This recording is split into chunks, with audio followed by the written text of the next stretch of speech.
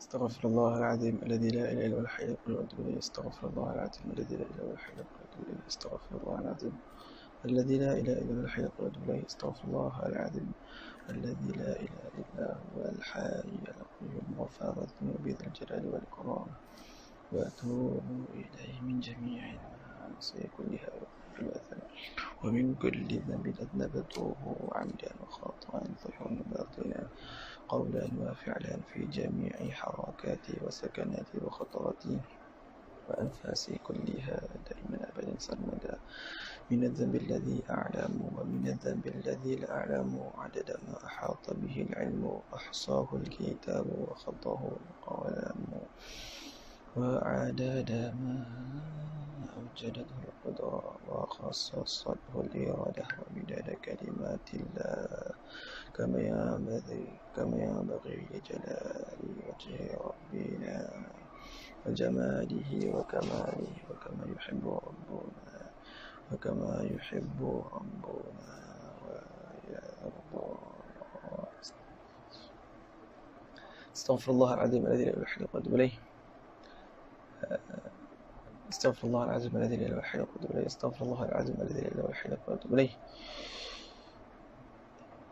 Kita hadiahkan Al-Fatihah kepada junjungan besar Nabi Muhammad sallallahu alaihi wasallam dan juga kepada sekalian guru-guru kita dan juga kepada muslim-muslimin yang telah meninggal dunia dan juga yang masih lagi hidup. Bisri asrar Al-Fatihah. A'udzu billahi rajim. Bismillahirrahmanirrahim. Alhamdulillahirabbil alamin arrahmanir rahim maliki yaumiddin.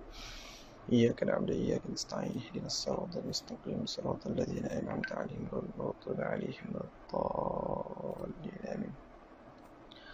بسم الله الرحمن الرحيم. السلام عليكم ورحمة الله تعالى وبركاته. الحمد لله رب العالمين والصلاة والسلام على أشرف الأنبياء والمرسلين وعلى آله وصحبه أجمعين. اللهم ربنا اشرح لنا صدورنا ويسر لنا أمورنا واحلل عقدة من ألسنتنا يفقه أقوالنا. اللهم نورنا بنور علمك وأبعد النسيان برحمتك يا أرحم الراحمين.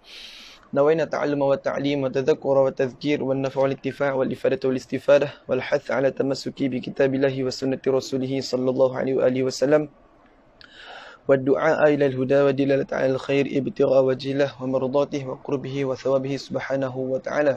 أما بعد, alhamdulillah kita syukur kepada Allah kerana sampai ke saat ini kita masih lagi hidup dan juga bernafas dengan syariat Muhammadi. Alhamdulillah. Jadi kesimpulan untuk hari ni lah, sebelum kita nak teruskan kita punya perbincangan kita nak startkan kita punya perbincangan. Saya buat kesimpulan lah untuk semalam.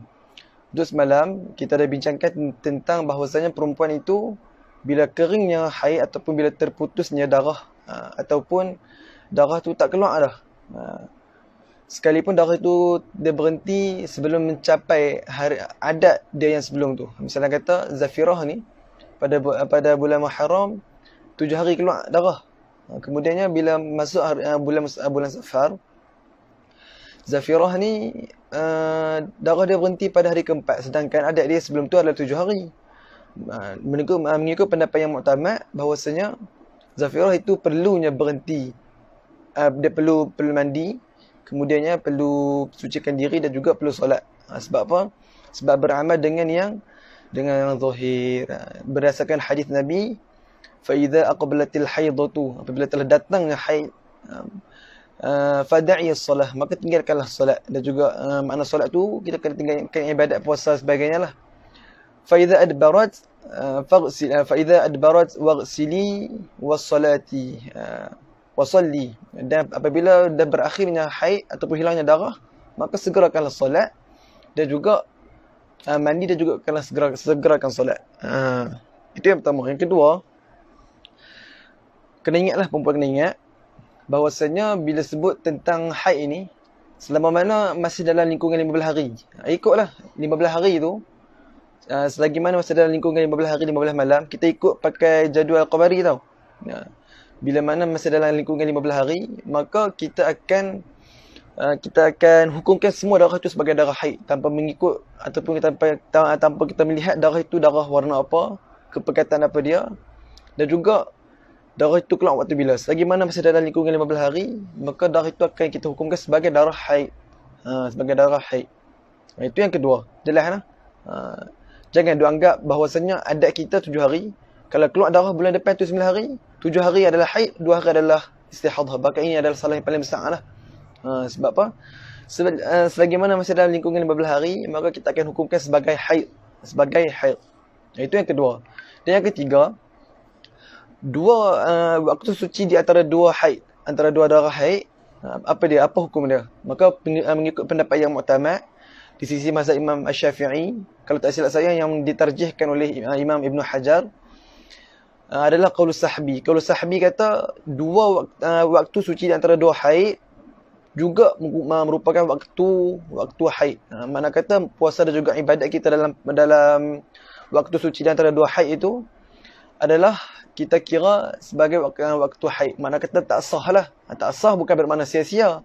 Bahkan ulama kata berpahala. Sebab apa? Sebab dia beramal dengan zahir. Disegerakan dengan syariat Allah. Itu yang dapat pahala dekat dia tu. Itu adalah qaulus sahbi. Dan ada setengah perempuan tu kata, Ustaz, kalau bukan Ustaz lah, itu saya dengar kan. Tanya kat Ustaz Abu Sama. Ustaz, kalau budak perempuan ni, dia nak ikut qaulul laqti, iaitu waktu suci di antara dua haid tu, kalau dia nak ikut time bulan puasa boleh tak? Makna kata kalau tiba-tiba dia datang darah, kemudian berhenti darah. Dia beramal dengan amalan yang zahir, tiba-tiba darah tu berhenti. Kemudian dia solat, dia puasa sebagainya, tiba-tiba darah tu datang balik. Kalau mengikut pandangan yang kedua ni, pandangan yang lemah, dia kata waktu yang kedua, waktu suci tu merupakan waktu suci juga, bukan waktu haid. Boleh tak nak ikut tu? Tak ada masalah, boleh.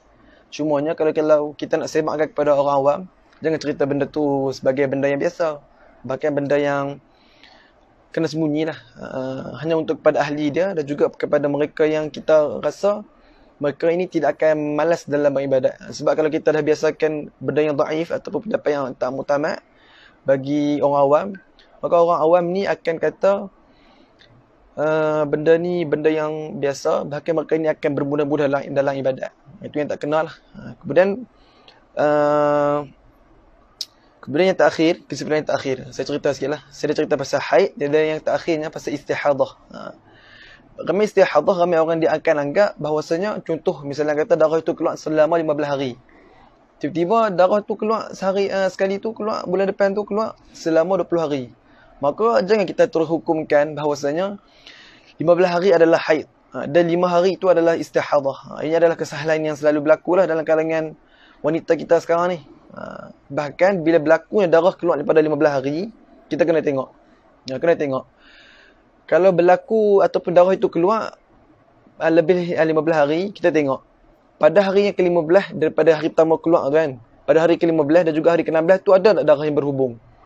Kalau tak ada darah yang berhubung, maka darah apa-apa darah yang keluar pada 15 hari, kita akan kira sebagai takmilut tuhri, iaitu kita akan cukupkan waktu suci dia lah.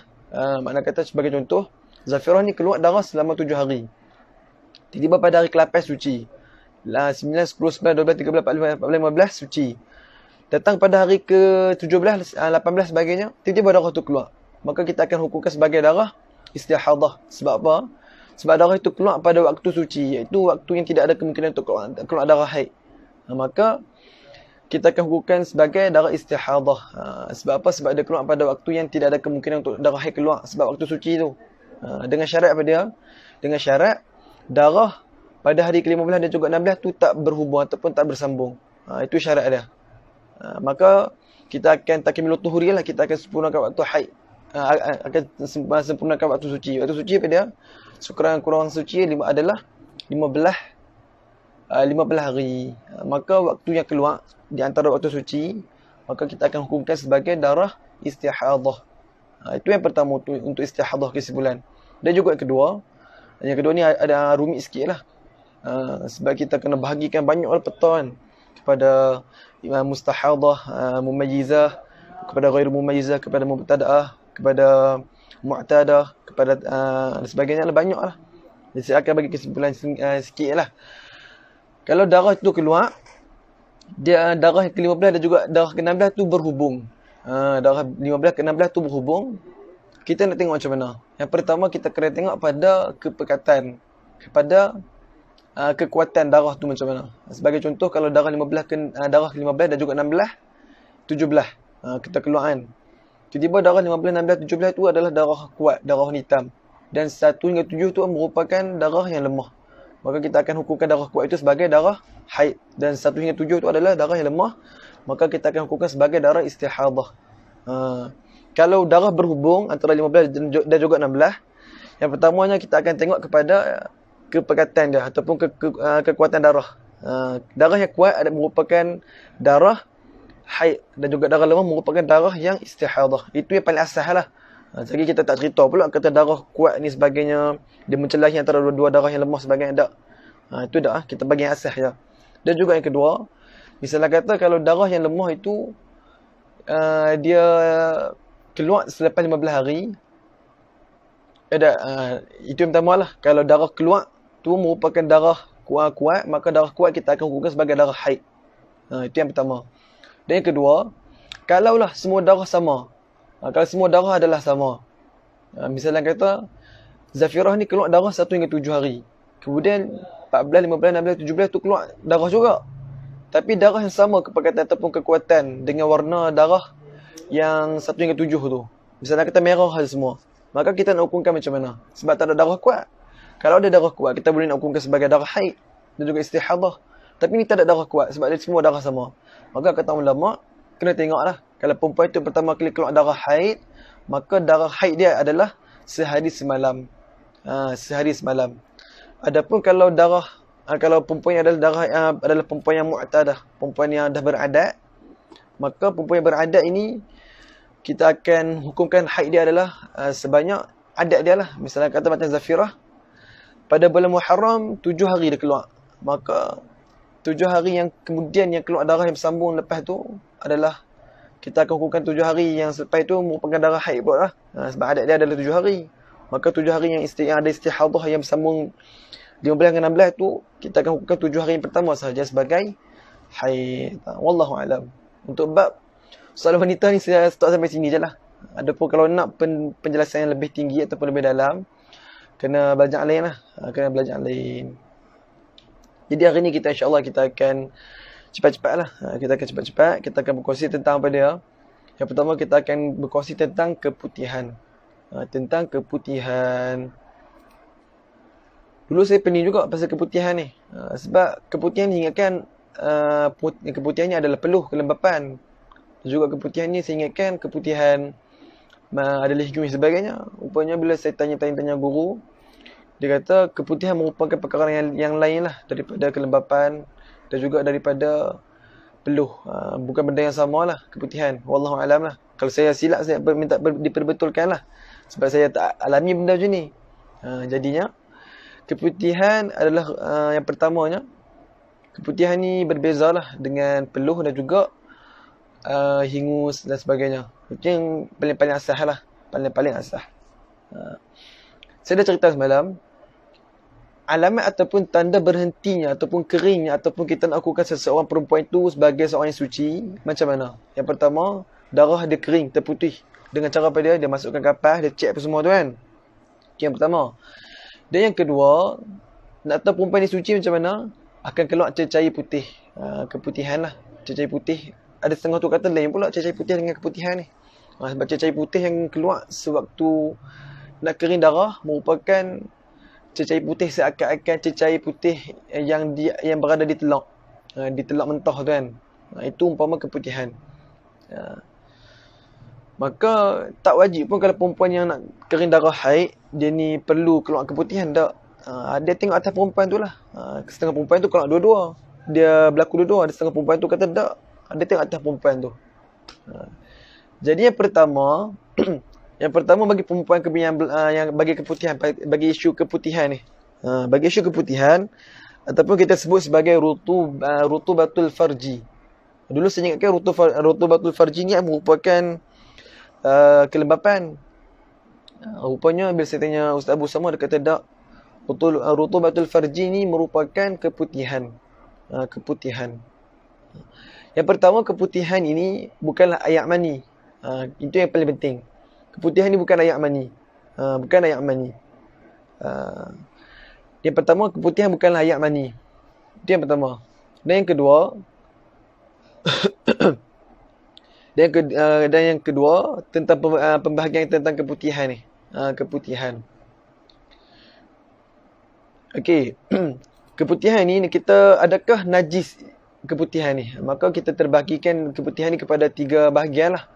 Kepada tiga bahagian, iaitu bahagian luaran, iaitu bahagian yang zahir, kemudian bahagian pertengahan dan juga bahagian dalaman. Maka yang pertama, bahagian luaran kemaluan perempuan ni, bagi kemaluan wanita ni. Kalaulah perempuan ini keputihan dia keluar bahagian luaran wanita. Macam mana kita nak tahu bahagian luaran wanita ni? Iaitu bahagian yang wajib dibasuh ketika beristinja, iaitu ketika nak bersihkan diri daripada selepas nak buang selepas buang hajat sebagainya. Maka itu ialah bahagian luaran ataupun zahir bagi kemaluan wanita. Iaitu nak tahu macam mana sekira-kira kata ulama, sekira-kira kalau perempuan tu duduk bercanggung ataupun duduk orang kata apa, duduk cokong, kalau orang Kelantan kata duduk bercanggung, maka bahagian di wanita itu terbuka. Maka itulah adalah bahagian yang zahir. Ataupun kata ulama, sekira-kira dimasukkan jari. Jari di bahagian luaran wanita, bahagian kemaluan wanita dimasukkan jari. Kemudian bahagian jari itu yang paling awal basah, maka itu merupakan bahagian zahir wanita. Bahagian zahir bagi kemaluan wanita lah.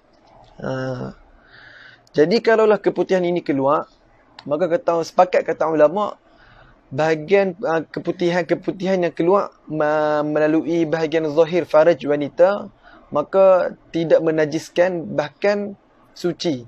Tidak perlu untuk perempuan ini basuh tidak perlu untuk dia basuh keputihan dia yang ada pada bahagian zahir, iaitu pada bahagian yang ada pada bahagian yang wajib dibasuh ketika beristinja. Itu yang pertama. Jelas? Ke saya cakap laju sangat? Ya.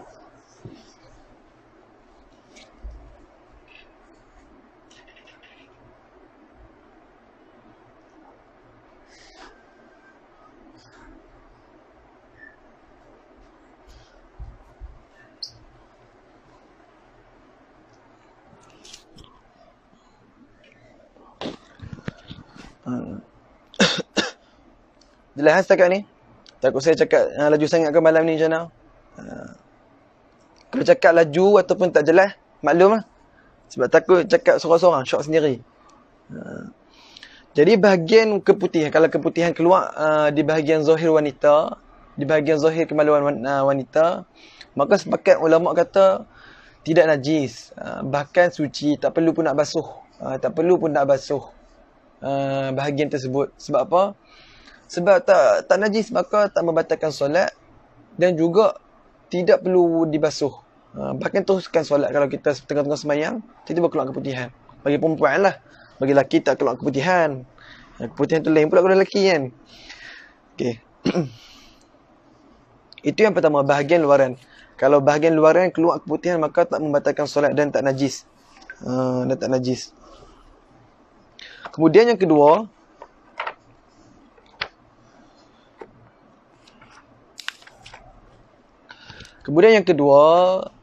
bahagian keputihan ni, bahagian ni merupakan bahagian yang khilaf lah. Khilaf ulama antara benda ni, bahagian ni suci ke tak kalau keputihan keluar melalui bahagian yang kedua ni. Iaitu bahagian apa dia? Bahagian pertengahan. Bahagian pertengahan. Iaitu macam mana kita nak tahu bahagian pertengahan ni? Maka kata ulama, bahagian pertengahan ni merupakan bahagian yang mana bila berlakunya persetubuhan, maka zakar itu dapat masuk sampai pada had zakat tersebut.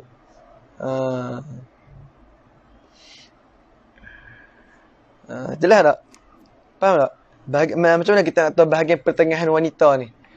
Bahagian pertengahan wanita ni, kata ulama, bahagian yang mana bila berlakunya persetubuhan, maka zakar ini dapat masuk. Sampai mana zakar masuk, maka itu adalah merupakan keputihan, maka itu adalah merupakan bahagian pertengahan faraj wanita. Minta maaf saya cakap macam ni lah. Tapi terpaksa lah. Terpaksa. Yang kedua, bahagian pertengahan, bahagian yang mana kalau berlakunya persetubuhan, apabila dimasukkan kemaluan lelaki ke dalam kemaluan wanita yang bahagian hadapan, maka panjang mana kemaluan lelaki itu dimasukkan, maka had itulah merupakan had pertengahan. Kalaulah keputihan keluar daripada bahagian panjang sebagainya tu, yang dalam tu, maka ulama berselisih pendapat. Dan pendapat yang mu'tamad, pendapat yang lebih asah, yang lebih sahih dalam mazhab kita Imam Asy-Syafi'i, bahagian tersebut juga merupakan bahagian yang suci. Dia tidak membatalkan wuduk. Jadi mudah-mudah kata macam inilah. Kalau anak dara, kalau perempuan yang tak berkahwin lagi, ataupun yang tak kahwin lagi lah, yang masih dara, mudah-mudah kata kalau keputihan keluar ni memang tak akan keluar daripada bahagian batin lah. Memang tak akan keluar daripada bahagian batin. Itu yang paling mudah lah nak fahamnya. Itu yang kedua, bahagian pertengahan.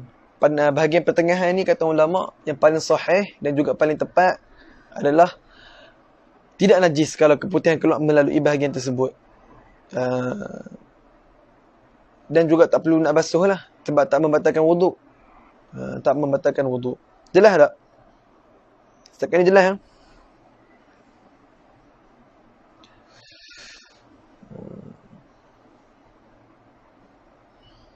Okey. Bahagian yang terakhir dalam keputihan. Bahagian yang terakhir dalam keputihan. Bahagian yang terakhir dalam keputihan ni yang kita panggil sebagai bahagian batin. Bahagian yang dalaman lah. Jadi tadi kita dah terangkan dah. Bahagian luaran, bahagian zahir. Bahagian yang wajib dibasuh ketika istinja. Kemudian bahagian kedua merupakan bahagian pertengahan. Bahagian yang dikadarkan panjang mana zakar lelaki dimasukkan suami ke dalam isteri, maka kalau keluar keputihan melalui kawasan itu, maka tak membatalkan wuduk. Tak membatalkan wuduk, bahkan suci pula, kata pendapat yang paling kuat lah. Kemudian bahagian dalaman. Macam bahagian batin farj wanita ni, kemaluan wanita ni, macam mana kita nak tahu? Macam mana kita nak tahu bahagian batin wanita ni, kemaluan wanita ni? Maka kata ulama, kalau bahagian pertengahan, bahagian yang boleh sampai zakar ke dalam farj wanita, dan bahagian batin ini adalah merupakan bahagian yang paling dalam sekali, yang tak dicapai oleh zakar lelaki tersebut. Misalnya kata masuk macam ni, maka bahagian daripada sini dan ke bawah, kalau keluar keputihan daripada bahagian macam ni, maka itulah bahagian yang batin. Kalau keluar keputihan melalui kawasan tersebut, maka sepakat kata ulama adalah najis. Adalah najis dan membatalkan solat. Sebab apa? Sebab membatalkan wuduk. Sebab apa juga? Sebab keluarnya sesuatu daripada qubul ataupun dubur. Jelas tak? Untuk ketiga-tiga bahagian untuk kemaluan wanita ni.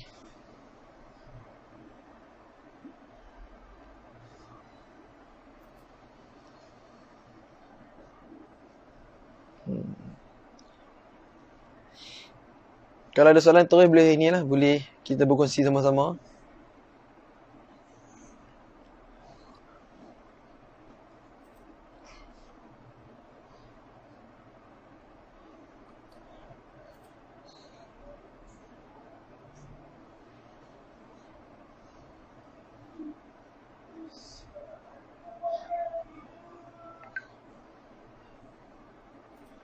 Alhamdulillah. Okay, jadinya bahagian keputihan ni sebenarnya tak rumit mana pun. Cuma yalah, saya cakap macam ni sebab saya tak alami. Perempuan kan kadang-kadang ada was-was apa semua kan. Saya berani cakap sebab saya tak alami. Dia yang boleh saya nak cakap kata keputihan ni sekian. Sebab kita tak alami, lelaki memang mudah nak cakap macam tu kan.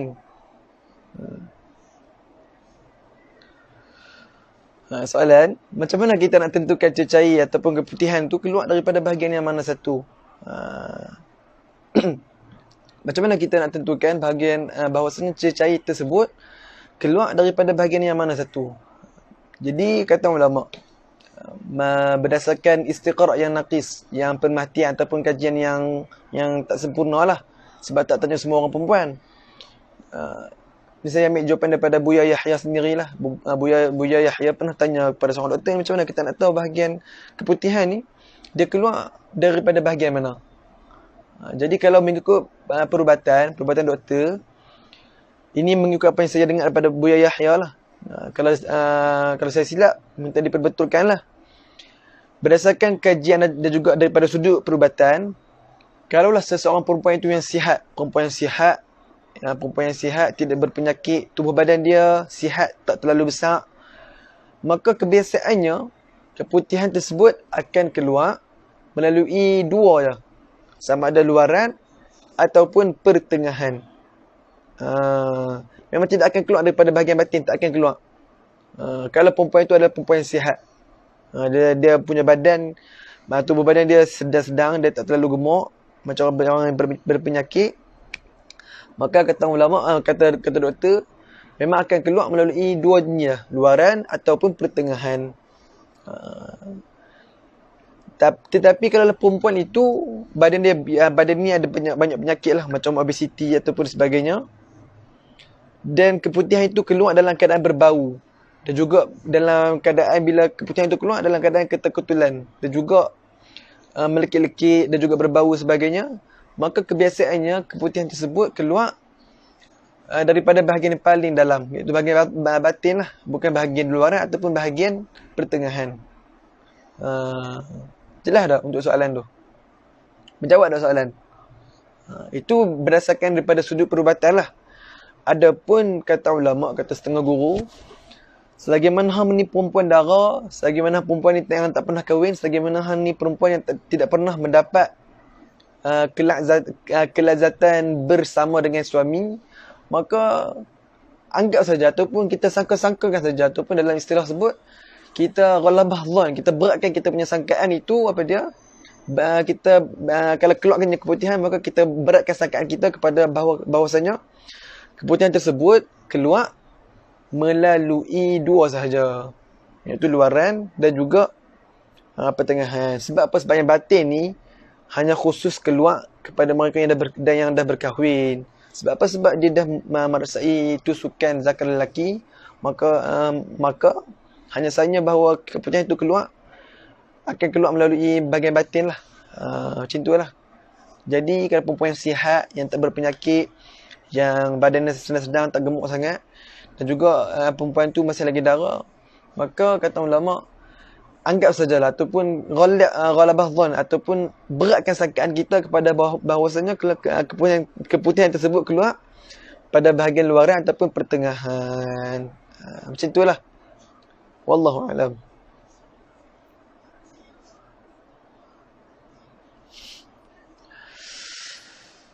Kira anak darah ni memang tak dikira najis lah keputihan dia, sebab tak keluar daripada bahagian batin. Kalau mengikut apa yang saya dengar daripada mulut guru-guru, katanya macam itulah. Selagi mana hang ni darah dan tidak pernah mendapat tusukan zakat daripada bersetubuh bersama dengan suami, maka anggap saja beratkan kita punya sangkaan itu kepada bahawasanya keputihan itu keluar daripada bahagian zahir ataupun bahagian pertengahan je. Kalau kita rasa was-was sangat, kita rasa macam tak percaya dengan kata ulama ni, maka basuh je lah, ambil wuduk lain, tak ada masalah. Ambil wuduk lain. Ataupun nak ikut pada sudut perubatan tadi, tu pun tak ada masalah. Kalau perempuan itu masih sihat, tidak berpenyakit, badan dia tak terlalu besar, dan juga keputihan itu keluar dalam keadaan keputihan itu tidak berketul-ketulan, tidak pekat, tidak busuk dan tidak berbau, maka anggap saja bahawasanya keputihan tersebut keluar daripada bahagian luaran dan juga pertengahan. Wallahu a'lam. Waalaikumsalam. Alhamdulillah. Makin sihat ni sejak PKP ni. Jadi bab keputihan ni kita selesai lah. Kita selesai. Tamat lah untuk keputihan. Jelas lagi tak? Ke ada yang masih lagi sama-sama dan juga tak jelas untuk keputihan ni?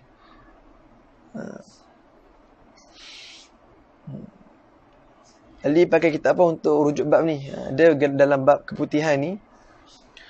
Bab keputihan ni selalunya kita tengok dalam bab najis lah. Kalau dalam kitab Taqrir As-Sadidah, dia akan sebut bab rutubatul farji ataupun bab al-bayda. Kalau bayda ni dalam kitab Taqrir As-Sadidah ataupun kitab fiqh sebut sebagai telak. Ataupun telak ni telak putih je lah. Tapi dalam kitab Taqrir As-Sadidah lah, maksudnya dalam kitab Jawi pun ada sebut. Kitab Sabilal Muhtadin, kitab Buyatul Tullab, kitab apa lagi? Dalam kitab Jawi. Dalam kitab Idaman Penuntut pun ada sebut juga. Dalam kitab Jawi, dalam kitab apa lagi? Kashful Litham, dalam kitab Sulmus Sibyan. Sulmus Sibyan ni baguslah kalau kita nak macam sesi soal jawab. Dia macam dia timbulkan masalah tu dia jawab. Yang saya rujuk ni kitab ni pun ada, kitab Taqrir As-Sadidah saya sebut dah. Kitab yang moden kontemporari. Ataupun kitab ni, kitab Kashifatus Saja, syarah kepada Safinatun Najah, Syekh Nawawi Umar Al-Bantani. Wallahu alam. Setakat ni jelas tak untuk persoalan keputihan tu? Betul. Kalau kita nak hilangkan was-was semasa sedang solat, maka sebelum solat tu basuh dulu kemaluan tu. Sebab nak hilangkan kita punya sangkaan-sangkaan tu. Dan macam ni lah, kalau kita rasa masih lagi ada keluar, maka kita anggap sahaja bahawasanya ataupun benda yang keluar dalam ketika kita sedang solat, hal keadaan kita dah basuh dah kita punya kemaluan sebelum solat tu, kita anggap sahaja bahawasanya benda yang keluar tu merupakan ayat lebihan daripada kita punya basuh ni tu. Macam tu. Jelas lah semua. Kan ada apa-apa persoalan yang tak jelas, dia melaju sangat ke? Kau macam mana?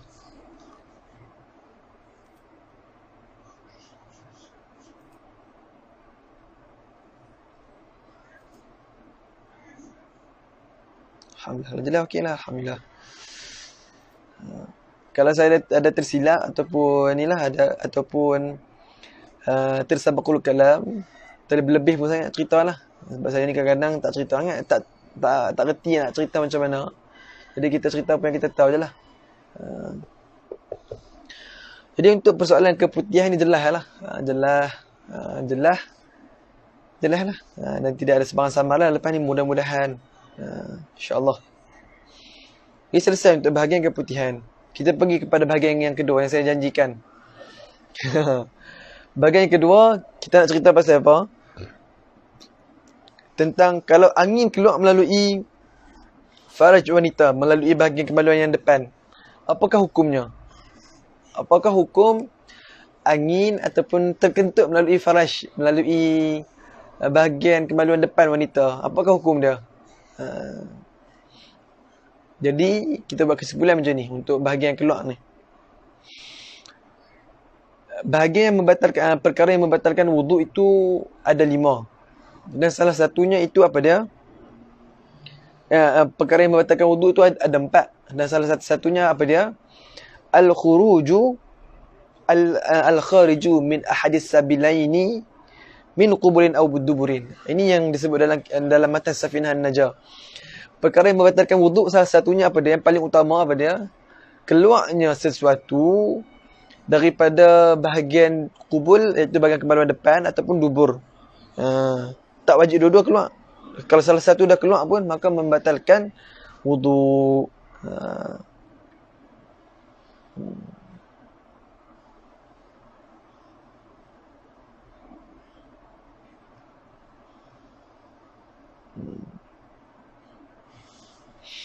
Okey. Jadi yang pertama, perkara yang membatalkan wuduk adalah keluarnya sesuatu daripada kubur ataupun dubur.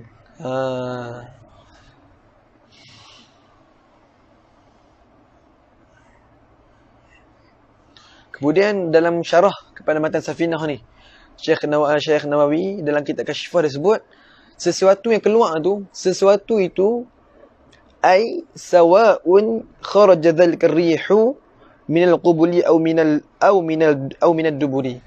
Sama ada yang keluar sesuatu itu, dia keluar daripada bahagian kubul ataupun dubur.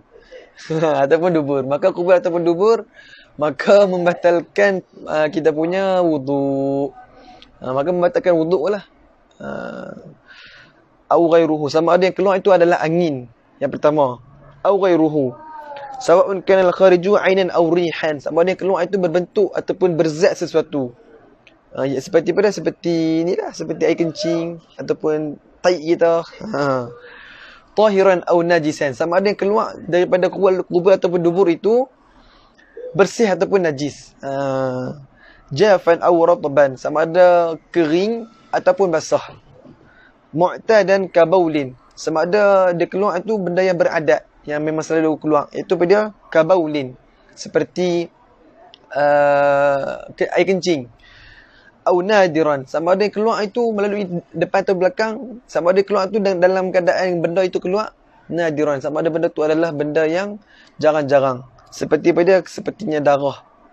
Infasala aw la kadudatin akhrajat ra'saha wa in raja'at, seperti benda yang jarang-jarang keluar ni pada seperti cacing keluar daripada kemaluan depan ataupun belakang. Bila dia keluar kepala tu, kemudian dia masuk balik dalam kemaluan, maka itu pun dah membatalkan kita punya wuduk.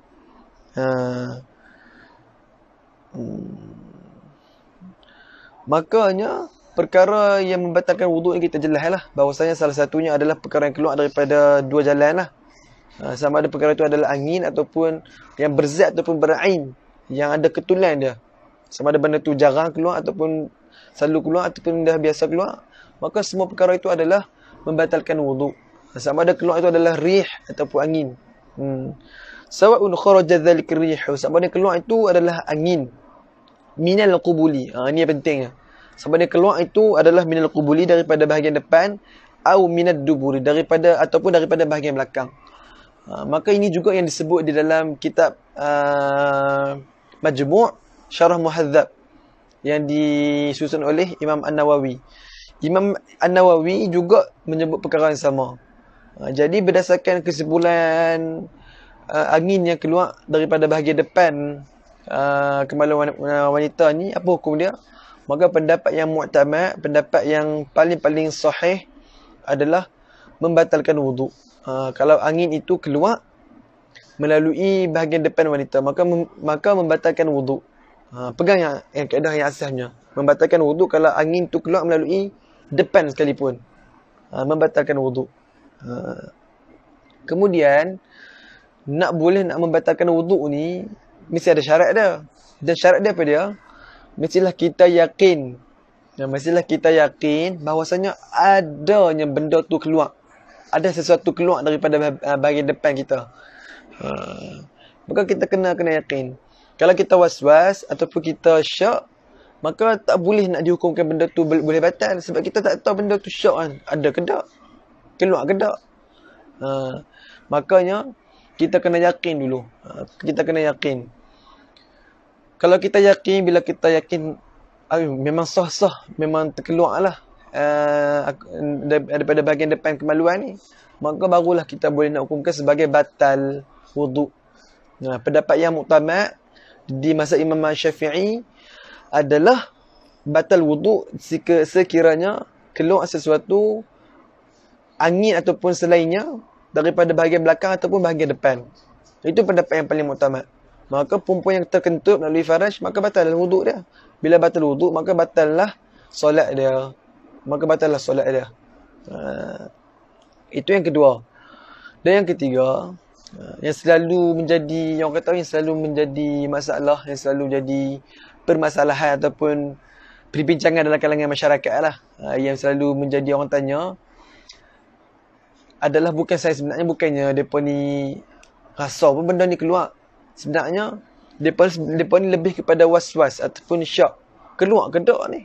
Aku rasa macam ada keluar sesuatu di bahagian depan kemaluan aku ni. Maka bila main dengan was-was ni, dengan syak ni, memang takkan jadilah, memang takkan habis bila main syak dengan ataupun was-was ni. Maka dia punya penyelesaian dia, kita sebagai perempuan ni, kalau kita rasa was-was juga ada benda ni keluar di bahagian depan atau belakang ni, kalau kita was-was juga, maka kita anggap sahaja, kata ulama, ataupun kita guna pendaan ni, kita anggap sahaja bahagian bahawasanya kalau ada sesuatu yang keluar daripada bahagian depan ni adalah sebagai suatu proses ikhtilaj. Ikhtalaja yakhtaliju ikhtilajan. Ikhtilaj iaitu apa dia? Pergerakan otot. Macam itulah. Selagi mana kita macam was-was, kita macam syak lah, dia keluar ke bahagian depan ni ataupun bahagian belakang, dia keluar ke tak? Kalau kita macam was-was lah, maka kita anggap sahaja bahawasanya perasaan was-was kita itu sebagai ikhtilaj, iaitu pergerakan otot. Perasan tak? Kadang-kadang bila, contohlah, Macam kita punya apa ke? Siku. Kalau ada ayat kat sini kan, bila kita gabung, bila kita lekat ataupun kita rapatkan dia akan meletup kat sini. Sebabnya ada ayat sebagainya kan. Makanya pasal sama macam juga macam kemaluan kita. Kemaluan perempuan ataupun dubur kita.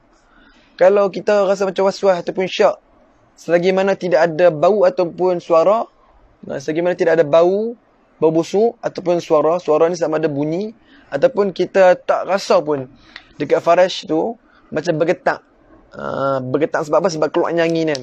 Maka kita anggap saja selagi mana kita was-was dengan dua benda ni, selagi mana tidak ada dua benda ni, maka kita anggap saja bahawasanya perasaan yang kita kata bahawasanya keluar sesuatu melalui faraj tu adalah sebagai suatu proses ikhtilaj. Iaitu proses pergerakan otot. Iaitu bila perempuan rasa macam was-was juga, anggap saja benda tu sebagai proses berlaganya otot. Otot paha dengan otot keting, betis sebagainya. Bila kita jalan kan kadang bunyi meletup kan. Maka kita anggap saja bahawasanya benda macam tu adalah benda ikhtilaj. Benda yang belaga otot. Jadi kesimpulannya, kalau kita yakin bahawasanya memang keluar ataupun memang bahawasanya kalau perempuan ni kalau yakin bahawasanya memang terkentut di bahagian faraj, dia yakin lah. Sebab ada suara ataupun bunyi ataupun bau, dia yakin maka batal dia punya wuduk. Bila main dengan was-was yang menjadi selalu orang duk runsing ni sebab main dengan was-was. Sebab selalu duk runsing, sebab main dengan syak syaitan ni. Keluar ke tak? Kalau kita rasa syak ataupun was-was, kita buang tepi-tepi jauh-jauh, kita buang jauh syak ataupun was-was kita, dan kita anggap sahaja bahawasanya perasaan kita itu adalah ikhtilaj. Itu pergerakan otot. Pergerakan otot macam mana? Macam ni lah saya kata. Kita ambil ayat, cuba buat macam ni. Kita buat macam ni. Mesti akan bunyi meletup kan. Macam tu lah. Anggap saja bahawasanya benda tu adalah benda yang ikhtilaj. Benda yang berlaku disebabkan pergerakan otot. Wallahu a'lam. Untuk bahagian terkentut ataupun angin yang keluar melalui faraj wanita ni. Cakap ni ada masalah tak? Untuk bahagian yang kedua ni.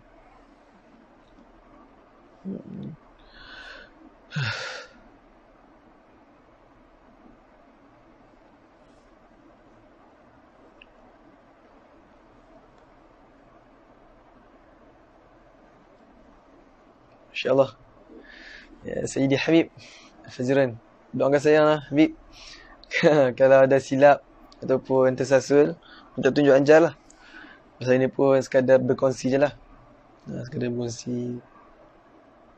Jadi jelas dah semua. Untuk bahagian kalau terkentut melalui faraj ataupun bahagian kemaluan depan wanita ni, macam mana? Yang pertama, kalau kita betul-betul yakin memang kita terkentut bahagian depan, melalui bahagian depan, sama ada lelaki pun, misalnya kalau terjadi terkentut melalui bahagian zakar, kalau terjadi pun, maka batal juga kita punya solat. Tapi yang selalu menjadi masalah sebab perempuan ni was-was ataupun syak ataupun dia dengan perasaan sebab syaitan apa semua ni kan. Maka kita anggap saja kita yang pertama kali kita buang jauh-jauh perasaan tersebut, dan kita anggap saja benda tersebut selagi mana tidak ada bunyi ataupun bau, anggap sahaja bahawasanya perkara tersebut adalah hasatan syaitan, dan juga kita anggap sebagai ikhtilaj, iaitu pergerakan otot ataupun proses meletup disebabkan berlaku pertembungan antara otot-otot. Wallahu alam. Untuk bahagian yang kedua, itu untuk apa dah? Untuk bahagian terkentut melalui faraj, apakah hukum dia?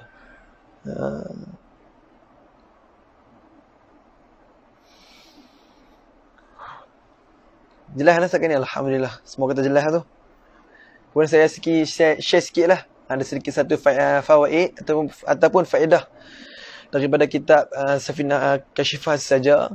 Bahawasanya Syekh Umar Al-Bantani ni, beliau ada nakalkan, ada pinjamkan satu kalam daripada ulama daripada kitab Al-Misbah. Bahawasanya kalau kentut ini, bunyi kentut ini terbahagi kepada beberapa bahagian lah. Terbahagi pada beberapa bahagian. Yang pertama, kita panggil sebagai Al-Fusa'u. Alif, Lam, Fa, Sin, Alif, Hamzah. Al-Fusa'u. Iaitu apa dia? Iaitu nama yang diistilahkan kepada angin yang keluar bighairi sautin yusma'u, tanpa didengari bunyi dia. Kita tak dengar apa bunyi dia, tapi angin tu memang kita yakin keluar. Maka angin ini kita panggil sebagai al-fusa'u. Itu yang pertama. Kemudian yang kedua, faswatun. Faswatun. Fa, sin, waw, ta marbutah. Faswatun. Iaitu apa dia? Fa in kana ar-rihu al-khariju min ad-duburi bila sautin syadidin. Dia keluar angin yang keluar, tetapi bunyi yang tak terlalu kuat ataupun tak terlalu dahsyat bunyi dia. Maka kita bagi sebagai faswatun.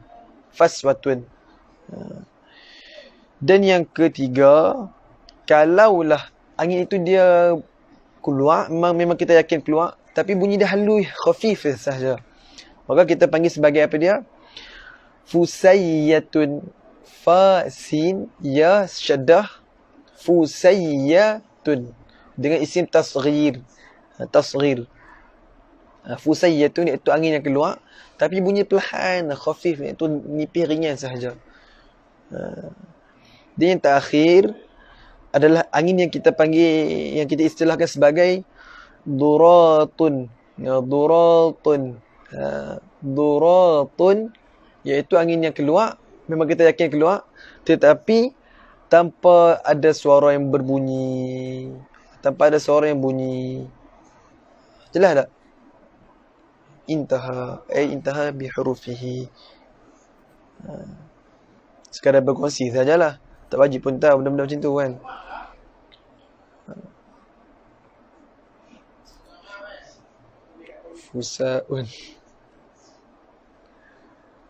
Fusaun. Okey teh.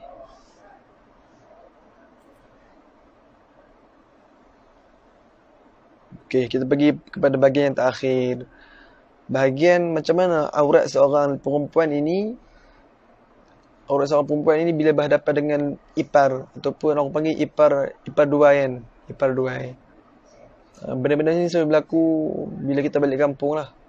Bila kita balik kampung, terpaksa kena hadap dengan pakcik-pakcik, dengan pakcik-pakcik, dengan ipar-ipar kita. Macam mana kita nak hadap?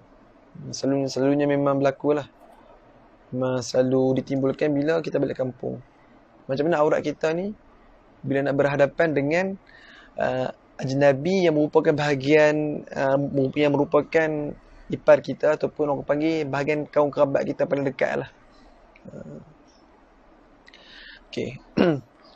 Poin yang pertama untuk jawapan aurat wanita terhadap ipar tu, yang pertama, dalam mazhab Imam Syafi'i, pendapat yang mu'tamadnya bahawasanya bagi perempuan yang ajnabi, bagi perempuan yang asing, yang halal untuk berkahwin, apabila berhadapan dengan selain mahramnya, bila hampa-hampa ni bila berhadapan dengan ipar, abang ipar, adik ipar, bila berhadapan selain mahramnya, aurat dia pun ni apa dia? Adalah seluruh anggota badan. Seluruh anggota badan, kecuali apa dia? Kecuali tak aurat apa dia? Muka dan tapak tangan. Tapak tangan inilah. Tapak tangan ni. Tapak tangan ini. Iaitu daripada sini dan juga sini lah, tapak tangan. Maka itu bukan aurat dan juga muka. Aurat ni dari segi kita nak persembahkan. Adapun kalau pendapat yang mutamaknya, dari segi untuk melihat pada perempuan yang ajnabi, muka ajnabi adalah haram juga. Nisbah kita aurat perempuan tu, kita nak nyatakan nisbah aurat tu adalah seluruh tubuh badan kecuali muka dan tapak tangan. Adapun nisbah untuk melihat dia ada tetap juga haram. Kalau perempuan tu muka dia terlalu cantik, maka sehingga menyebabkan lelaki tertumpu muka dia, maka muka dia juga merupakan aurat. Dia wajib pakai purdah. Itu yang pertama. Pendapat yang mu'tamad di sisi mazhab Imam Syafi'i, aurat bagi perempuan ajnabi bila berhadapan dengan lelaki yang boleh dia kahwin, yang selain mahram dia, adalah seluruh badan kecuali muka dan juga tapak tangan. Itu yang pertama. Maka bila kita faham mafhum mukhalafahnya, secara mantuknya, muka dan juga tapak tangan tak aurat. Ataupun secara mafhumnya, kita faham daripada petikan ni, wajiblah kita tutup seluruh badan, kecuali muka dan tapak tangan, termasuk kaki. Dan mafhum mukhalafahnya, haram kalau kita dedahkan kaki kita. Itu adalah pendapat yang utama di sisi mazhab Imam Asy-Syafi'i. Yang pertama, pendapat yang pertama di sisi mazhab Imam Asy-Syafi'i adalah muka dan juga tapak tangan tak aurat. Dan selain pada muka dan tapak tangan tidak aurat. Itu yang pertama. Makanya kaki perempuan juga tetap juga aurat. Maka kaki perempuan bila berhadapan dengan lelaki yang ajnabi yang halal untuk itu berkahwin adalah aurat. Itu yang kedua. Yang pertama aurat. Yang kedua yang saya cerita pasal aurat yang kedua adalah tapak kaki juga aurat. Kaki kita merupakan aurat. Itu yang kedua. Dan yang ketiga, kita kena faham, perempuan kena faham bahawasanya cara untuk kita nak menutup aurat itu tak semestinya dengan memakai stokin semata. Tak lazim langsung bila kita sebut kena tutup kaki, kena tutup aurat kat kaki, kena pakai stokin. Tak wajib pun pakai stokin tu. Yang wajib tutup aurat. Tutup aurat tu termasuklah kita pakai, orang panggil apa? Skirt, bukan skirt, apa? Blouse. Apa dah? Kain lah. Kain. Kita pakai kain yang labuh sehingga menutup kaki. Tak lazim langsung bila kita sebut kena tutup aurat kat kaki, kena pakai stokin. Tak. Bahkan boleh sahaja dia pakai jubah yang labuh ataupun pakai kain yang labuh sehingga menutup dia punya kaki tu. Jadi cara dia berjalan, dia jalan kecil-kecil lah. Dia jalan kecil-kecil. Jalan kecil-kecil. Andai kata terselok juga bila dia dah usaha untuk dia tutup dia punya kaki, andai kata terselok, dia bukan sengaja, maka dimaafkan. Sebab benda yang di luar kawalan dia, yang iktirari, yang bukan ikhtiar dia, bukan dia punya pilihan untuk dia nak angkat dia punya kain dan sebagainya. Jadi itulah jawapan dah. Untuk jawapan yang mudah ataupun yang kita nak kena pegang macam itulah. Pendapat yang mu'tamad di sisi mazhab Imam Asy-Syafi'i bahawasanya bila perempuan yang ajnabi, bila berhadapan dengan lelaki yang ajnabi yang boleh dia kahwin, semua adalah aurat kecuali adalah muka dan juga tapak tangan. Maka kaki juga aurat. Jadi tak semestinya kita nak kena tutup kaki tu dengan pakai stokin. Lazim boleh juga kalau kita nak pakai jubah labuh ataupun kain yang labuh, kemudian kita jalan kecil-kecil sehingga tidak menampakkan tapak kaki dan juga kaki kita. Ada kata terselok juga, maka dimaafkanlah. Dimaafkan. Itu adalah jawapan yang paling mudah lah kalau kita nak cerita kat orang awam. Itu yang pertama. Bagi bahagian keseluruhan yang pertama. Kemudian yang kedua, hanya mazhab Hanafi sahaja yang kata bahawasanya aurat perempuan ajnabiyah ni yang halal berkahwin bila berhadapan dengan lelaki yang boleh dia kahwin, aurat perempuan di sisi mazhab Hanafi apa dia? Adalah seluruh tapak badan kecuali muka, tapak tangan dan juga kaki.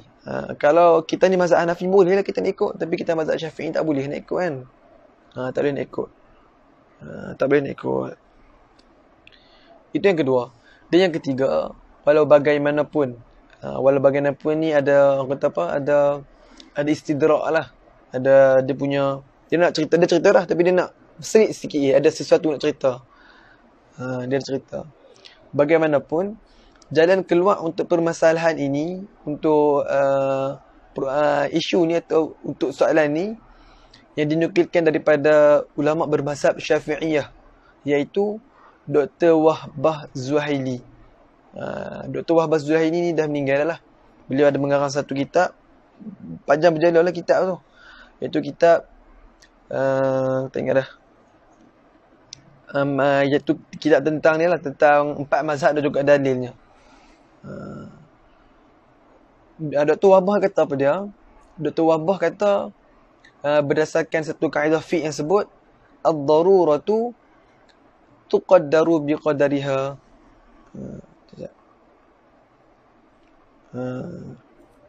Dah tersilap. Dr. Wahbah Al-Zuhaili kata di dalam kitabnya Al-Mufassal, kitab fiqh haji itu Mustafa Bura. Dr. Wahbah Al-Zuhaili sebut berdasarkan satu kaedah fiqh yang sebut al-musyaqqatu tajlibu at-taysir, iaitu bermulanya musyaqqah itu, kesempitan itu ataupun permasalahan itu kesempitan lah. Kesusahan itu menarik keringanan. Nak kata bila berlakunya kesempitan, maka boleh ataupun terbukanya ruang untuk kita ini nak buat satu keringanan ataupun satu dalam penyelesaian lah. Iaitu apa yang kita boleh faham. Kata Dr. Wahbah Al-Zuhaili dalam kitab Al-Mufassal jilid yang ketiga, beliau mentarjihkan pendapat dan juga memilih pendapat yang paling kuat. Kaki perempuan ni wajib ditutup daripada ajnabi, tetapi boleh disingkap sekiranya terdapat hajat ataupun keperluan. Iaitu seperti wanita kampung yang turun ke sawah bendang ataupun wanita fakir miskin yang tak ada kasut untuk dipakai. Jadinya berdasarkan satu kaedah ataupun juga pendapat yang dikeluarkan oleh Dr. Wahbah Al-Zuhaili ini, kita dapat faham bahawasanya kita menyingsing lengan ketika nak basuh pinggan perempuan bila buat kerja rumah kat dapur tu, bila ada singsing ataupun dia tarik sikit lengan, ataupun dia singkap sekian sikit, dia tak pakai stocking bila buat kerja di dapur, boleh lah. Bukan boleh ni nak kata boleh semata-mata. Saya kita akan buat kesimpulan lah. Dia kata boleh. Fahamlah kita bahawasanya keringanan rukhsah untuk membuka aurat kaki dan juga menyingsing sedikit lengan semasa membasuh pinggan mangkuk jika wanita tersebut serumah dengan ipar duainya atau sepupunya harus berdasarkan kaedah fiqhiyah. Berdasarkan satu kaedah fiqhiyah yang kita sebut tadi tu, al-musyaqqah tajlibu taysir. Itu yang pertama.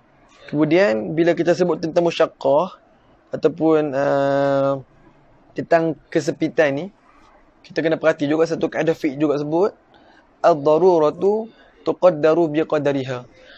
Perkara yang mudarat ataupun kesempitan yang kita sebut tadi itu, hendaklah dia guna ataupun dia beramal dengan kadar yang dia perlu sahaja.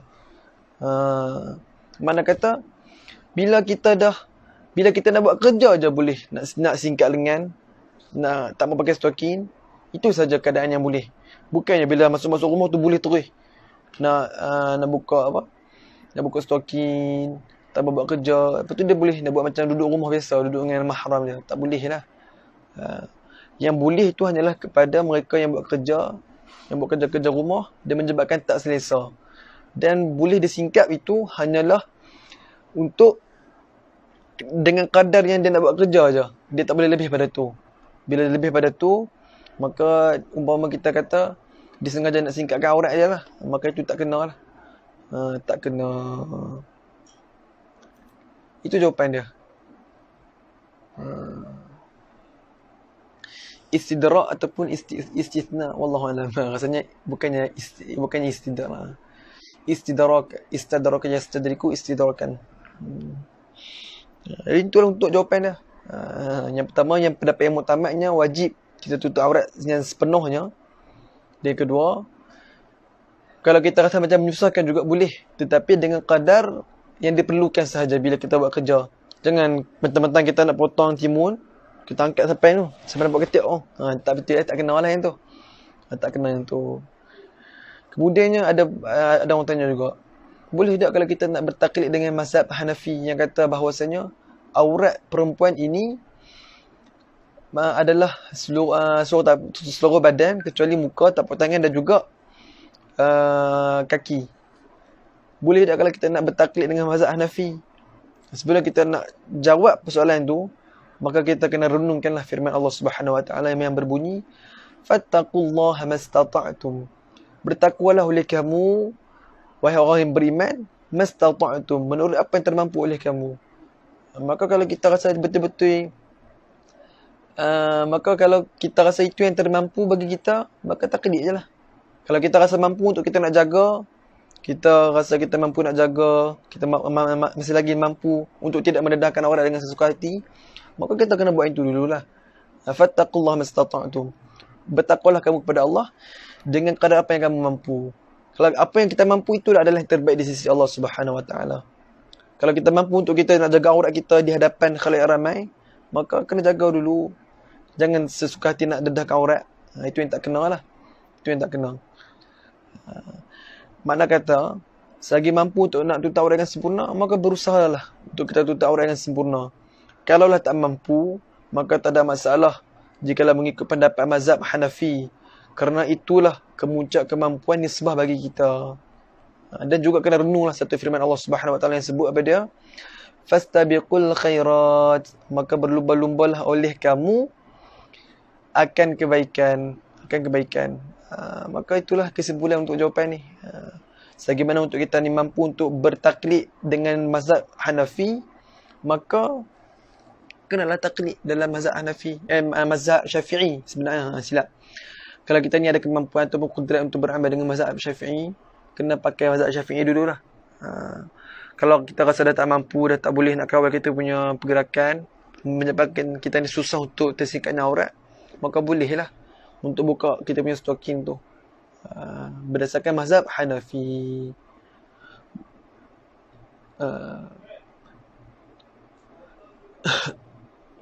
Jadi ini jawapan dia. Kesimpulan dia apa dia?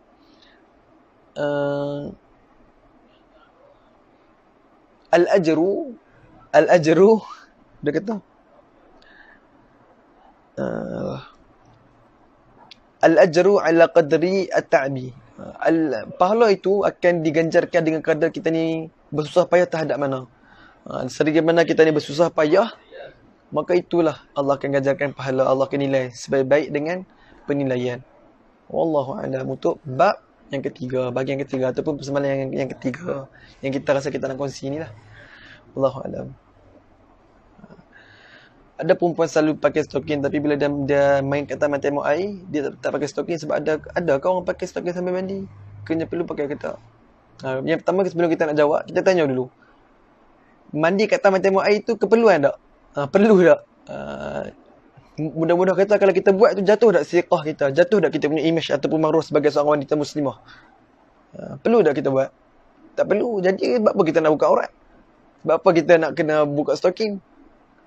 Jadi terjawab persoalan kita. Tak ada keperluan pun, mandi kat rumah boleh. Kalau rasa geng sangat, buat kat belakang rumah, buat satu kolam mandi kat situ. Itu je lah. Untuk jawapan yang tu. Untuk jawapan itu. Sejujurnya saya sendiri memang tak berkenan lah kalau perempuan ni dia mandi teman-teman tembok air ataupun pantai-pantai. Kalau keadaan mereka ni tak mampu nak jaga aurat dah. Bahkan kalau dia mampu jaga aurat pun saya rasa macam kurang manis lah. Bila basah melekat itu melekat ini, orang pula ada pandang, tambah pula dia tu bini orang, menampakkan kita ni sebagai seorang jahil. Semua kita ni tak ngaji agama. Itu berdasarkan apa yang saya rasa sendiri lah. Terserahlah pada semua, pandai-pandai jaga diri lah. Semua dah besar lah. Al-ajru ala qadrin nasbi. Itu yang disebut di dalam mata, ada dalam apa? Ta'lim muta'alim. Pahala kita itu diganjarkan dengan kadar kita ni susah payah tara mana, maka pahala akan diganjarkan dengan tara macam tu lah, dengan kadar itu. Terima kasih Pak Mang. Jadi Umi kata tadi, yang suggestion ataupun cadangannya pakailah hand soap. Itu yang terbaik lagi bagi perempuan. Allah ta'ala wa fikum ya Syekh Fawaz. Ya, sama. Aurat wanita ajnabi ni sama ke antara ipar dan juga sepupu? Najia tanya. Jawapannya sama sahaja. Sama sahaja. Dan juga sama bila kita berhadapan dengan mak saudara ataupun pakcik-makcik yang sabit. Yang sabit. Bagi contoh, adik mak kita ni lelaki. Adik mak kita ni adalah perempuan. Suami kepada adik mak kita ni, pakcik yang sabit lah, yang tak ada kena-mena dengan kita ni, juga adalah sama. Wallahualam. Jika seorang perempuan itu baru selesai ambil wuduk dan kalau nak pakai stocking masa tu masih basah, tapi perlu lalu di kawasan orang ramai. Saya rasa tak darurat. Sebab darurat ni dia umpama kata kita sampai susah, memang susah terus nak buat kerja. Kalau kita pakai stokin terus, memudaratkan kita tak? Memudaratkan kita tak? Ataupun mencederakan kita punya ibadat tak? Tak mencederakan pun. Maka pakai je lah. Wajib lah pakai. Macam saya kata tadi lah. Bukannya wajib mesti pakai stokin. Pakai kain labuh ataupun ambil zinc kau tutup lari sambil tu. Itu jawapan dia. Wallahualam. Wallahualam. Jadi selesai lah untuk kita punya perkongsian pada malam ini. Wallahualam. Jadi ada apa-apa persoalan tak? Ataupun perkongsian yang rasa nak dikongsi bersama? Kalau ada kekurangan ataupun kesalahan ni lah, nak minta diperbetulkan. Saya sendiri pun masih lagi tersilap lah juga, masih lagi belajar lah.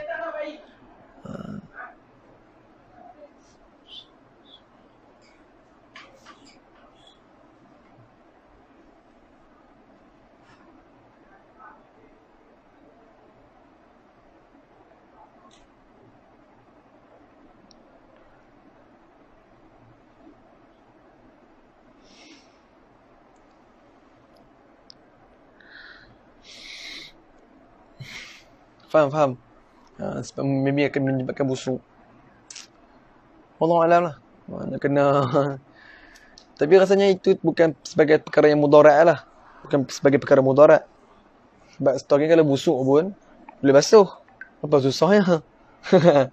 Saya pernah cakap sebab saya tak alami. Wallahualam. Tak berani nak cakap lagi. Tapi setakat yang saya tahu memang bukan mudarat lah. Kesimpulannya, pak menakar dengan yang bukan kandung, yang bukan asai kepada darah daging kita, dengan sepupu lelaki pun sekali kena tutup aurat. Tu dia punya conclusion ataupun jawapan dia. Wallahualam. Jelas lah.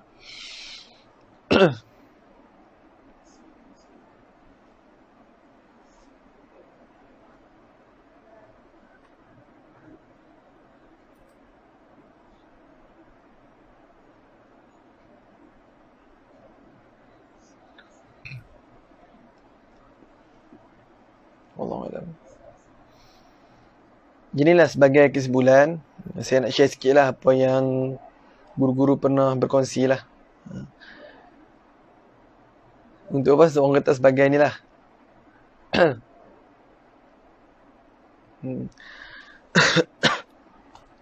Sebagai orang kata sebagai kita ni bila dah zaman-zaman zaman-zaman tengah belajar ni, tambah bila dah umur dah masuk puluhan 20-an ni, maka mestilah ada keinginan untuk berumah tangga. Maka saya ambil pesanan sikit lah daripada guru-guru kita.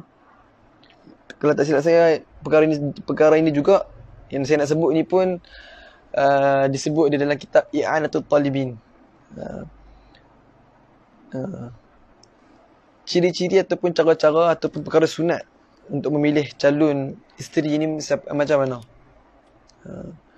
Jadi kata ulama, yang pertama ini sekadar orang kata apa, sebagai tajribah ataupun sebagai khibrah ulama lah, sebagai pengalaman ulama. Ulama cerita ni berdasarkan apa yang ulama dah rasa ataupun ulama dah lalui lah. Bukan perkara wajib pun kita ikut ni. Kita ni kalau sebagai seorang lelaki lah, nak cari calon isteri lah. Belum. Nak cari calon isteri yang pertamanya, kena tengok pada sudut agama. Pada sudut agama. Lelaki ni yang pertama kena tengok pada sudut agama. Kalau nak cari calon isteri, sunatnya bagi lelaki ni dia pilih calon isteri yang nisbah keagamaan dia tu kurang berbanding dia. Bukannya kita nak memperendahkan. Isu kat sekarang ni, bukannya kita nak cerita nak kena rendahkan martabat isteri, tak. Kita nak sebagai nisbah lelaki ni, nak cari isteri ni, yang pertamanya pada sudut agama, sunat dia cari isteri yang pada sudut agama dia tu kurang berbanding dengan lelaki ni. Sebab apa? Sebab fokus ulama ataupun syahid bagi ulama, tumpuan ulama cerita ni sebab apa? Sebab bila lelaki tu lebih agama pada lelaki daripada perempuan, maka lelaki ni dia akan mendapat kemuliaan yang tinggi daripada perempuan tersebut. Dia dapat kemuliaan yang tinggi lah. Mana kata isteri tu akan lebih hormat berbanding dia. Bahkan dia tu bukan hormat sebagai seorang suami sahaja, Isteri ni dia hormat suami bukan atas dasar suami sahaja. Bahkan dia ni akan hormat suami atas dasar suami ni juga merupakan seorang guru kepada dia. Itu pentingnya. Perempuan pun kalau nak cari suami, sunatnya cari lelaki yang nisbah keagamaan atau ilmu keagamaan dia tu lebih tinggi berbanding dia. Itu yang pertama. Sebab apa? Sebab nak menimbulkan hormat si isteri ni kepada si suami. Itu adalah tujuan ulama kata macam tu. Dan yang kedua, kata ulama nisbah pada sudut kecantikan. Pada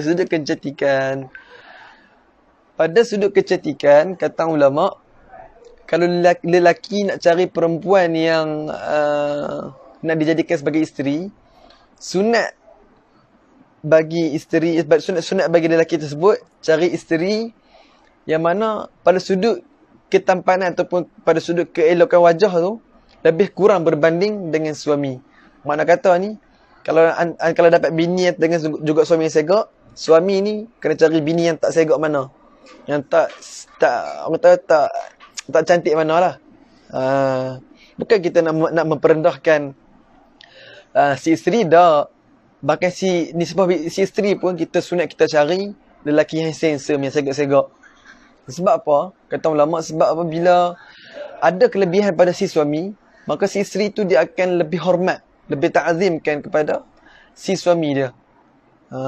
Si suami dia. Dan juga ulama kata, sekira-kira kalaulah perempuan itu lebih cantik ataupun lebih segak berbanding si suami, ulama kata pada kita khawatir bila berlakunya perselisihan faham, bergaduh antara suami isteri, si isteri ni dia lebih nak orang kata apa, risiko dia ni nak merendahkan si suami. Hang ni dah lah huduh, nak banding aku, ada hati nak dekat aku dulu lah apa semua.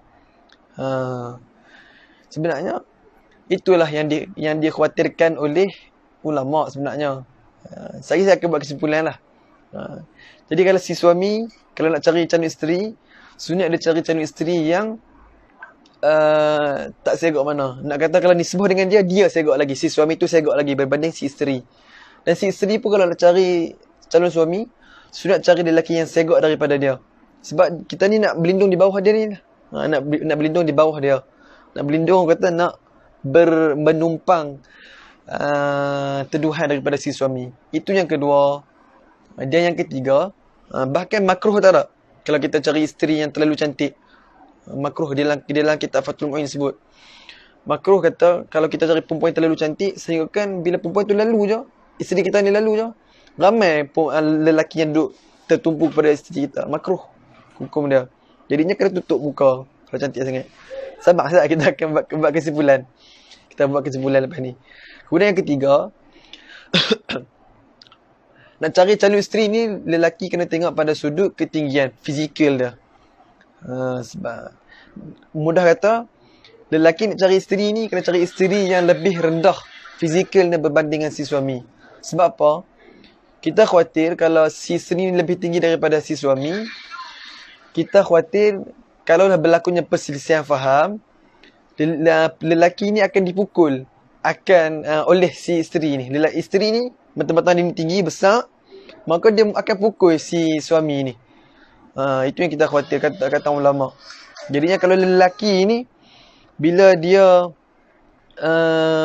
lagi tinggi berbanding dengan si suami, maka si isteri ni dia akan jadi lagi takut, dia akan lagi rasa nak berteduh dan lebih hormat kepada si suami. Sebab dia tinggi. Jadinya si suami kalau nak cari isteri, kena cari yang biasa-biasa lah. Yang lebih rendah pada dia, yang lebih terbaik. Itu yang sebenarnya. Sebab kita risau lah, takut dia jack kepala si suami dia mampus. Itu yang ketiga. Yang keempat, Ali rendah, kerja rendah. pada Ali rendah sebenarnya. dan yang keempat, pada sudut kalau si suami tu, calon suami tu nak cari calon si isteri, hendaklah cari pada sudut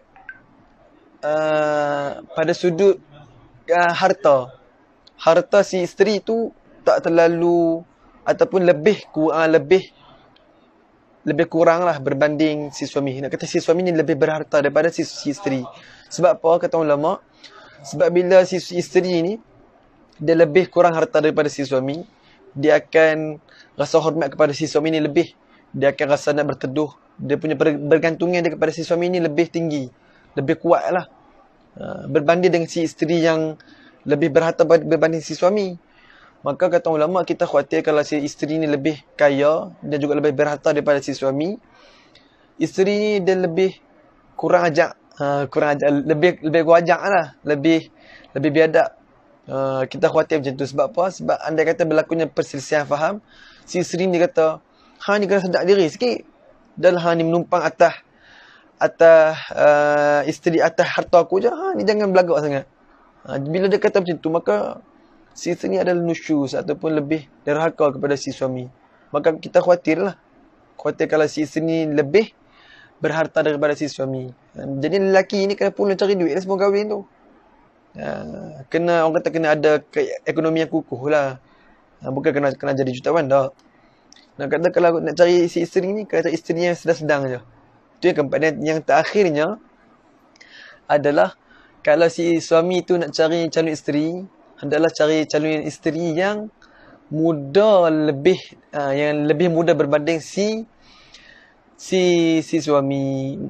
Kata setengah tok guru pondok tu sebut, si suami ni kalau nak hidup bahagia berumah tangga, kena cari isteri yang muda 3 tahun daripada dia. Muda 3 tahun daripada dia. Itu kata tok guru pondok lah. Itu apa yang dipesan oleh para ulama lah, berdasarkan apa yang mereka dah lalui, apa yang mereka dah bersama sepanjang zaman. Maka itu kata ulama, kalau nak tips, nak yang berumah tangga yang manis, yang indah, yang berseri, cari isteri yang lebih muda berbanding si suami. Kalau dapat yang bongsu tu lagilah baik. Sebab apa? Sebab bongsu ni manja. Bila manja, dia dapat si suami yang lebih berumur pada dia, dia punya hormat lagi tinggi. Umpama hormatnya junior kepada senior. Dia punya rasa ta'azim dia kepada si suami ni tinggi, hormat dia tinggi sebagainya. Sebab apa? Sebab dia sedang diri perempuan ni adalah budak saja. Hanyalah budak saja. Maka kata ulama macam itulah. 5 ciri ni. Kemudian yang kata ulama, apa syahid ataupun tumpuan ataupun fokus ulama nak sebut ni apa dia? Ulama nak sebut, sebenarnya ulama sebut kelima-lima ciri ni atas dasar nak suruh si isteri ni lebihkan penghormatan dia kepada si suami. Andai katalah berlakunya si isteri ni lebih tua, si isteri ni lebih alim, si isteri ni lebih tinggi ataupun lebih kaya dan juga lebih tampan, tetapi perkara tersebut sedikit pun tak menjejaskan dia punya hormat, bahkan lebih hormat kepada si suami, maka itu juga yang terbaik. Sebenarnya tumpuan ni ulama sebut berdasarkan pengalaman lah. Kalau kita nak bercanggah ataupun kita nak bersalahan dengan apa yang disebutkan oleh ulama ni, boleh dengan syarat jangan kuajak dengan suami lah, mudah kata. Kena hormat suami selalu. Tambah-tambah bila kita ni lebih ilmu ataupun kita ni lebih beragama daripada si suami, jangan berasa belagak. Bahkan bila kita ni ada ilmu, kita kena lagi hormat kepada si suami, kena lagi ta'azim dan juga patuh apa yang dia cakap. Jangan berasa isteri sebagainya. Kita tak maulah isteri ni bersikap kuajak ataupun biadab kepada si suami. Tak. Kita tak maulah macam tu. Kita tak mahu macam tu. Jadi kata ulama, sebagai daripada tumpuan-tumpuan yang disebutkan ni adalah sebagai satu tanbih ataupun peringatan untuk apa? Untuk si isteri ni lebih hormat kepada si suami. Andai kata berlakunya percanggahan, suami isteri ni sama umur, ataupun isteri ni lagi tua, ataupun isteri ni lagi cantik, lebih berharta, lagi alimah, lagi tinggi, dengan syarat apa dia? Dengan syarat kena hormat suami tu lebih lah. Kena ingat lah, walaupun hang ni tua, kena hormat suami tu suami hang lah, bukannya budak-budak lagi. Jangan dia panggil kat dan panggil adik lah, panggil budak lah kat suami hang. Mula-mula mungkin kita rasa sweet, bila dah lama-lama tu akan rasa benda biasa. Suami pun dah tahu hati dengan lauk-lauk macam tu. Selak hari bulan tu bom nerajam baru tahu. Dia bom nampak kepada sisa dia baru tahu. Dia panggil adik-adik selalu. Jadinya boleh nak bercanggah semua, dengan syarat jangan hilangkan kita punya penghormatan kepada si suami. Sebab itu yang paling penting lah. Paling penting. bila nak kahwin ni si suami ni kena beringat lah bila nak kahwin. Kena persiapkan daripada segi mental dan juga fizikal lah. Mental kita ni, kita nak hadap si isteri ni, kalau dapat isteri pertama macam mana. Isteri pertama ni kita akan dapat faham. Isteri yang pertama, isteri yang sulung ni, dia ni akan ada sifat tegas dia. Ada sifat straight dia, ada sifat yang suka mengawal, ada sifat yang suka mengarah. Sebab apa? Sebab dia dekat rumah dia dah biasa dengan suasana dia mengarah adik dia. Dia siapkan kerja rumah dia. Sifat tegas dia, sifat seorang kakak tu dia ada. Jadinya bila dia berhadap dengan isteri sulung dalam adik-beradik, kena mental dia kena kuat. Kalau dapat nombor 3 macam mana? Kalau dapat yang bongsu macam mana? Kalau suami dapat isteri yang bongsu, anak yang bongsu, perangai suka jenis manja-manja, suka jenis bertepek, malah buat kerja, manja suka menangis. Suami tu nak hadap macam mana? Jadi si suami ni paling kuat lah. Kena siapkan dia punya persediaan mental dan juga fizikal. Dan juga pada sudut agama lah. Itu yang paling penting. Ilmu agama ni. Kita nak didik anak orang ni, kena jaga betul-betul aurat dia apa semua. Mudah-mudahan kalau ada yang nak berkahwin dalam tuntunan kita kali ini, kita doakan mudah-mudahan Allah kurniakan kepada mereka ni pasangan yang menyejukkan hati mereka, insya-Allah. Jadi sampai di sini sajalah. Saya rasa tak ada soalan anda kan, sebab semua dah terjawab malam ni lah. Minta maaf lah, hari ni macam banyak tersasa lah. Jadinya saya minta maaf, apa yang kurang itu datang daripada Allah apa yang kurang itu datang melalui diri saya sendiri. Dan apa yang baik itu datang daripada Allah Subhanahu Wa Taala. Hakikatnya kedua-dua tersebut daripada Allah Subhanahu Wa Taala. Jadi insya-Allah kalau ada rezeki kita lepas ni kita berjumpa lain, tapi bukan pada bab wanita lah. Saya letih dengan bab wanita ni.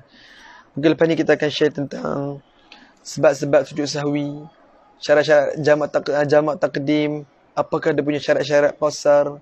InsyaAllah lepas ni kalau ada yang ada suggestion ataupun cadangan untuk kita bincang tentang tajuk apa, sementara saya tak masuk lagi sen baru ni, bulan 3 ni, insyaAllah kita boleh berkongsi. Saya pun dapat untung juga, ada juga manfaat daripada semua, insyaAllah. Kalau ada cadangan boleh lah, maklum sekat saya sendiri sebagainya. Wallahu'alam. Aqulu qawli hadha wa astaghfirullahal azim li wa lakum. Wassalamualaikum warahmatullahi taala wabarakatuh. A'udzubillahi minasyaitonir rajim. Bismillahirrahmanirrahim. Alhamdulillahirabbil alamin wassalatu wassalamu ala asyrafil anbiya'i wal mursalin wa ala alihi washabbihi ajma'in. Allahumma rabbana anfa'na bima 'allamtana wa 'allimna alladhi yanfa'una. Rabbana zidna 'ilma warzuqna fahma bi rahmatika ya arhamar rahimin. ربنا بحب للنبي وأهله أبد الهوانا بأعمى وصالح النيات. صلى الله على سيدنا محمد وعلى آله وصحبه وبارك وسلم تسليما كثيرا برحمتك يا أرحم الراحمين والحمد لله رب العالمين في كل لحظة أبدا عدد خلقه ورضا نفسه وزنة عرشه ومداد كلماته. السلام عليكم ورحمة الله تعالى وبركاته. InsyaAllah kalau ada sebarang cadangan tajuk bolehlah maklum kepada saya, InsyaAllah. Terima kasih kepada semua yang sudi bersama dengan saya. Mudah-mudahan semua diberkati Allah selalu, InsyaAllah.